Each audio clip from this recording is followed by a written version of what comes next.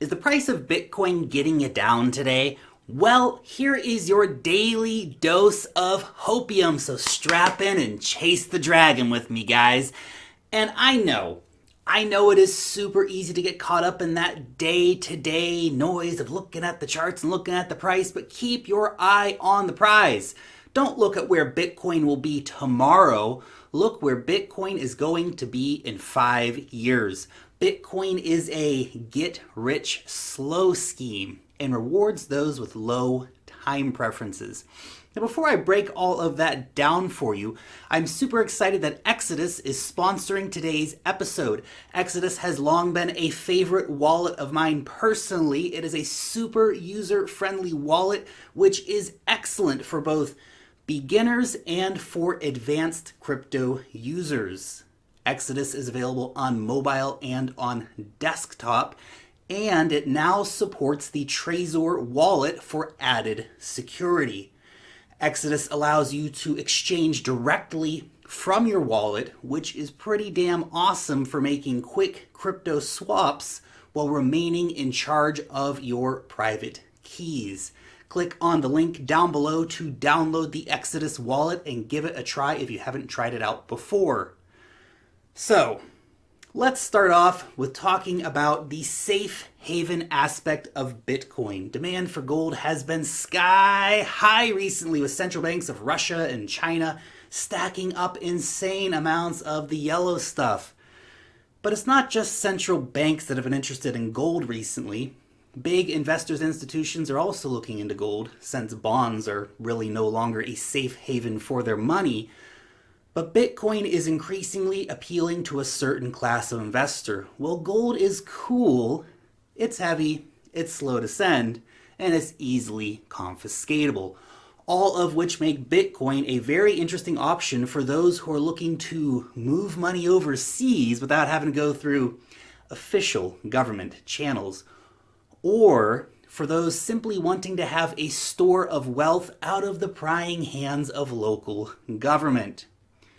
Bitcoin can also not be bailed in by a bank, with bail-in laws being in most major economies now, and of course, it cannot easily be seized like gold can. Fiat and property are also pretty easy to seize by governments. Bitcoin is much more difficult to seize, and if you can remember your seed phrase up in your head, for example, then you have your wallet anywhere you go. Then, of course, there is the war on cash, which is seemingly heating up everywhere. Increasingly, the governments around the world are declaring it illegal to buy things with cash over a certain level. In many countries, this is around $10,000, but there are also countries with much lower thresholds of only a few $1,000s. Your governments have decided that if you want to buy a used car with cash, that you are automatically a criminal and thus deserve to go to jail. Yes, you can go to prison for using cash over certain levels in some places like Australia, which is crazy. The alternative, of course, is to put your money with the blatantly criminal banks, who then can deny you access on a whim and have laughably bad terms. Add into this that central banks have proven over time to be largely incompetent at managing economies with their endless money printing. Why anyone trusts the government or banks today is beyond me. Global markets continue to operate on an incredibly vicious and destructive boom and bust cycle. Then, of course, you have to look at all that macro stuff going on, like the inverted yield curve. There's nearly $20 trillion in negative yielding bonds. You have political uncertainty around Brexit and trade wars, all that stuff adding fuel to the fire and making you realize that your fiat is not really as safe as you have been led to believe. Do you feel safe because your US bank has FDIC insurance? Well, the FDIC only covers around 1% of US deposits. So just let that sink in for a second. It does not have funds to cover 99% of deposits. That's crazy. And just because you personally have not felt the biting pain of fiat failure does not mean that it's not happening to people all over the world.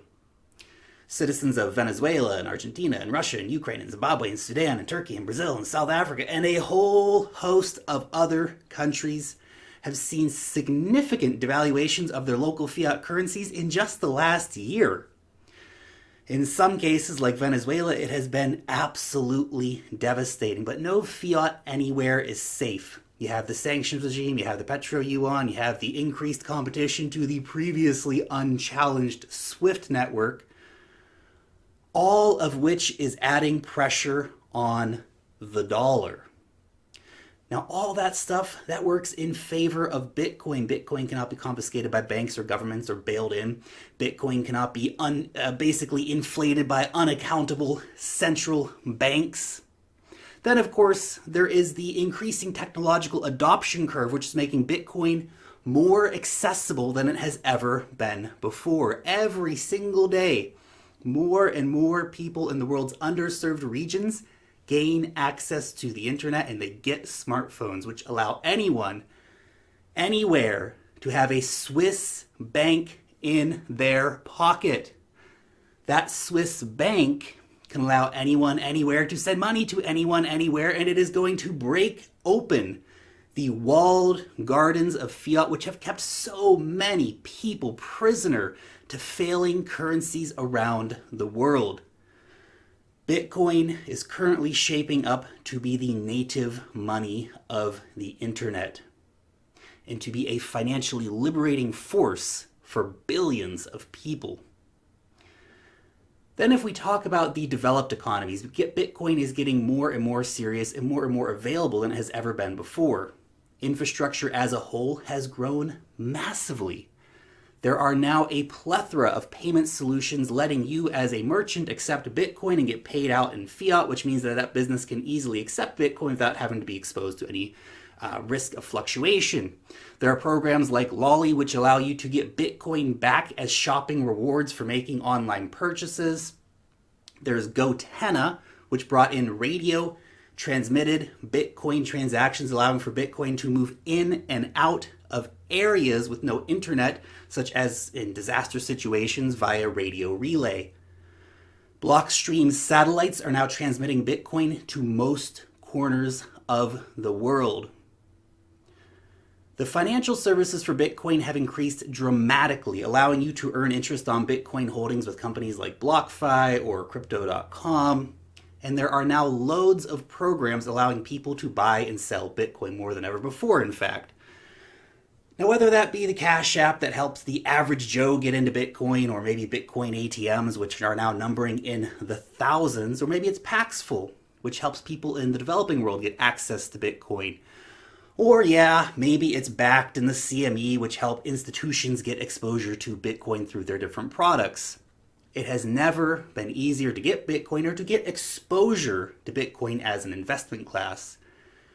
Then you have services like Coinbase and Fidelity. Both of these companies have more users than the total supply of Bitcoin, which means that neither of these companies is able to sell just one Bitcoin to each of their customers. That's wild. Another important thing, which is welcoming in big money investors and enabling a whole host of services, is custody.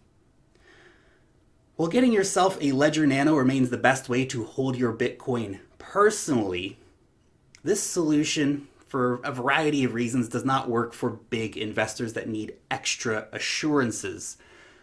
Companies like BitGo are offering top-tier security solutions for these players and are allowing a whole new level of Bitcoin markets to take place. Then there are layer 2 solutions like the Lightning Network, which basically is making Bitcoin more usable than it has ever been before. And look, we're still early.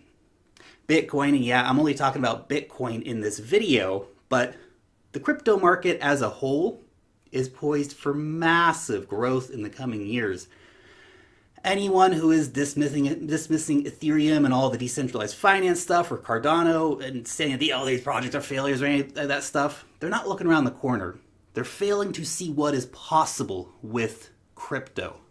But Bitcoin, when compared to the rest of the world's asset classes, is highly undervalued. Gold, of course, is the big target for a lot of Bitcoin enthusiasts. If we see Bitcoin become a serious safe haven for a wider range of investors, then we may see Bitcoin challenging the market cap of gold. Not to say it will replace the market cap, but to get to the same level. And if we see this, then Bitcoin will go to nearly an $8 trillion market cap. This would put Bitcoin over 300,000 US dollars a piece.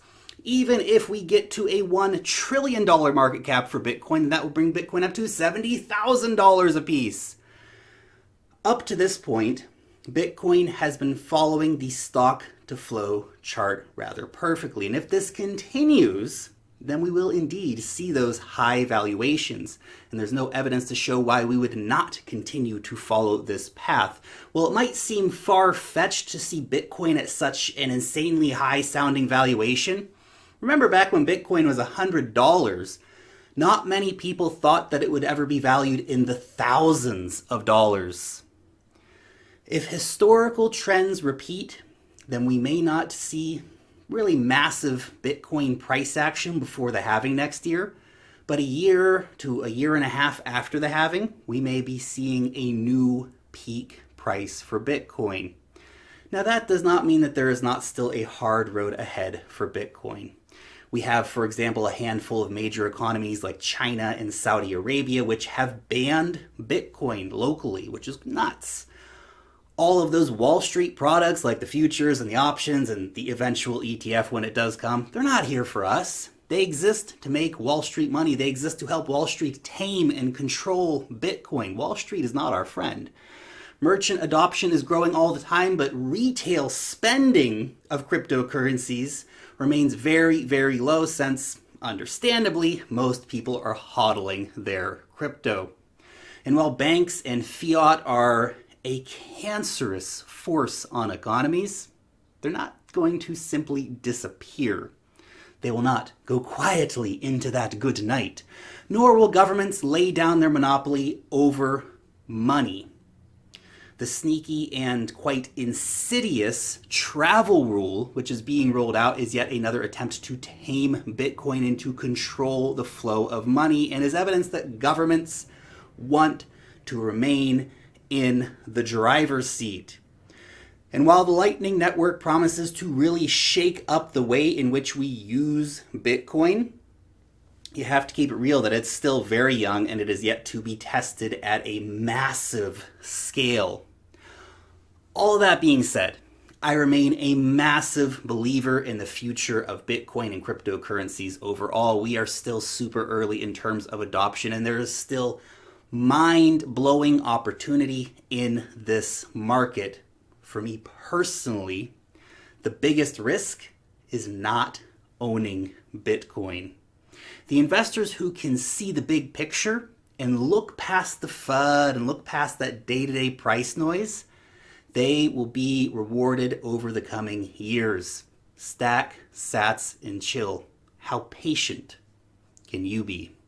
Anyway, just my 2 Satoshis, guys. You let me know what you think about any of this down below in the comment section.